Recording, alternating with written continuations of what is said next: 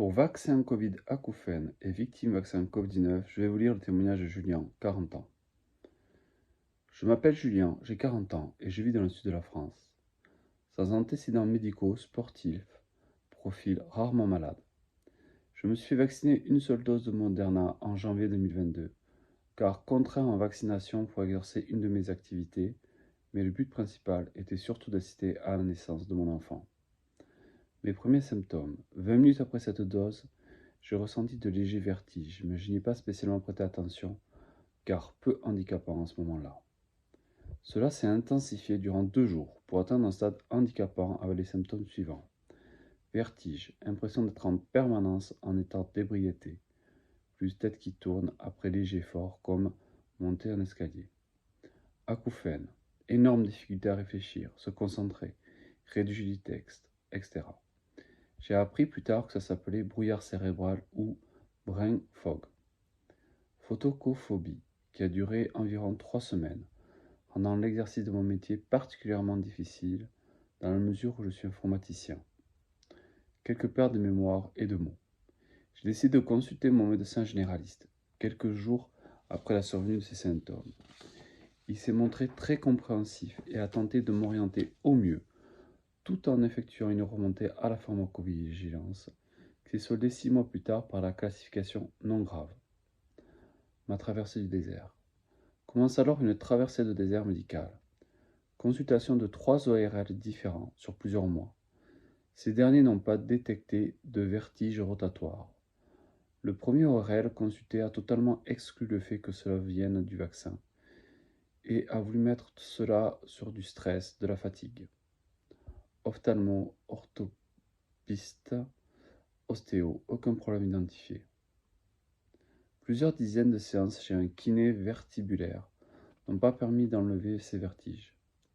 Après 7 mois à consulter divers spécialistes, sans avoir un seul élément de réponse qui permettrait de comprendre l'état dégradé dans lequel je me trouve, j'obtiens enfin un premier diagnostic grâce au IRM. De multiples hypersignaux sont détectés au niveau de la substance blanche profonde. Le deuxième IRM, réalisé 3 mois plus tard, permet de constater qu'ils n'ont pas évolué, mais n'ont pas non plus diminué.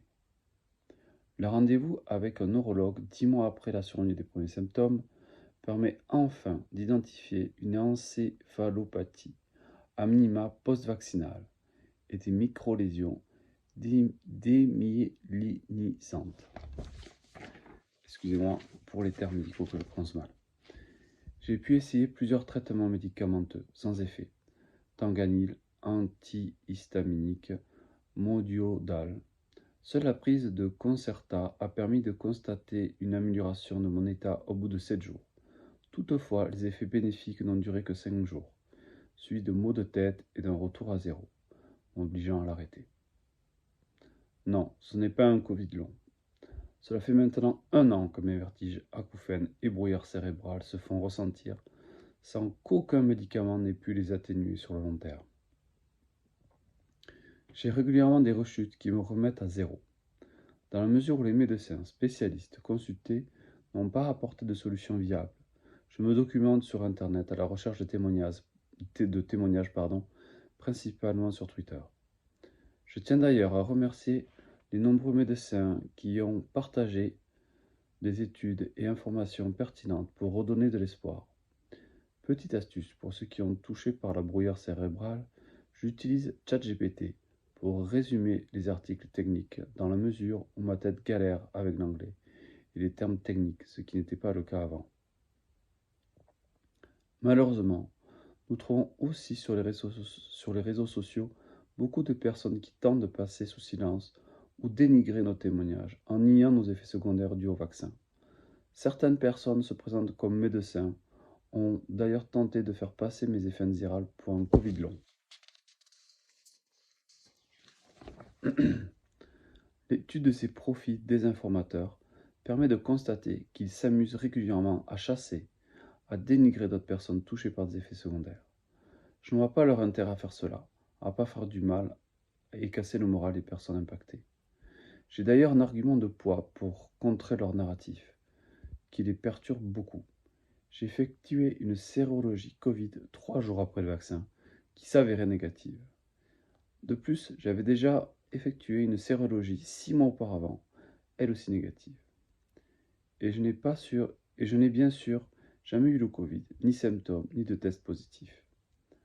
En complément, depuis des mois, je me déplaçais peu ou systématiquement protégé par masque FFP3, me lavais très régulièrement.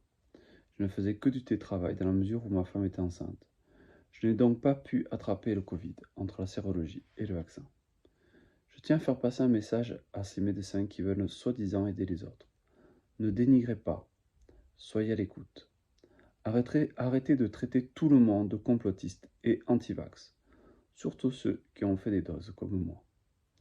Si vous voulez aider, collectez des informations de personnes se plaignant d'effets indésirables, créez une base de données pour corréler tout cela et arrêtez ceux qui tentent de mettre des outils en place pour répondre à un besoin urgent. Je recherche des personnes dans mon cas.